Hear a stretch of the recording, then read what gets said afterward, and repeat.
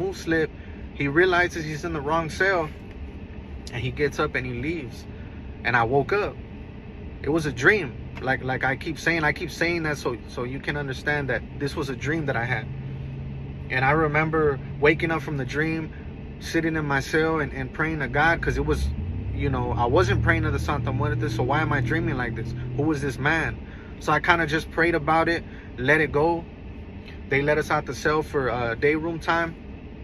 And I remember, like I said, at the time I was still affiliated with this organization. I hadn't walked away yet. I was on the verge of doing so.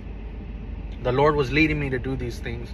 So I was in the day room, and I'm looking to see where I'm at on the phone, right? Because there was always a phone line in TDCJ, and you had to figure out who was in front of you, who was behind you, and you just kind of kept track of who was on the phone to see when you were next.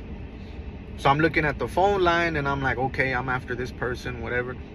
So I turn around to look at the TV, right? After I check on the phones, and there's a man walking by me, right?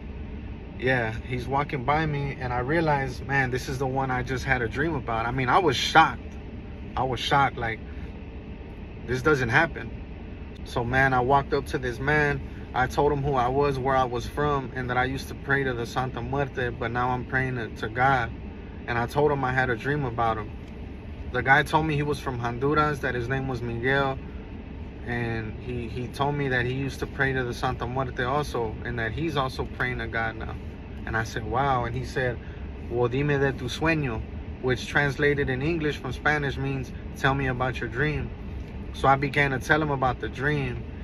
And when I get done, he's like, man, can I tell you something? I said, of course. And he begins to tell me that he was involved in a cartel over there, and he came to the U.S., started, selling drugs to save money to get his family over here. And he said that before he could get all the money together, he was arrested on drug charges. Sad story, man. So he gets arrested, he's given time, and obviously he gets prison time, and he's still praying to the Santa Muerte. And he's explaining to me that one day he gets a letter from his sister, right? And his sister tells him that his wife and his kids were murdered in Honduras. And he tells me that he was going to kill himself. And there's tears in his eyes at this point as he's telling me his story. And he says that he doesn't know what happened, but that he got on his knees in his cell right before he was going to take his own life. And he was like, God, if you're real, I need to know, because I don't want to live no more. And he said that, man, when I said that prayer, he said, I felt this peace in my heart that I just couldn't explain. And he's like, I knew I had found God.